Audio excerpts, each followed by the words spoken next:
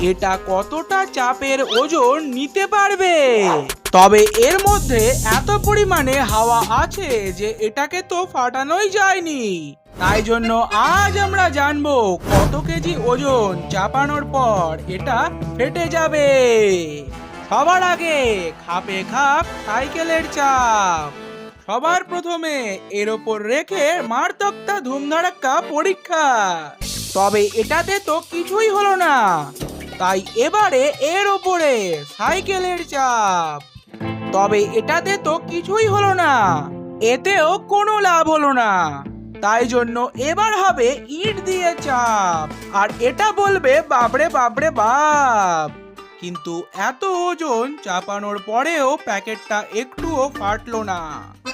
তাই জন্য আমরা শেষ পর্যন্ত জানতে পারলাম না এটা কতটা ওজন নিতে পারবে।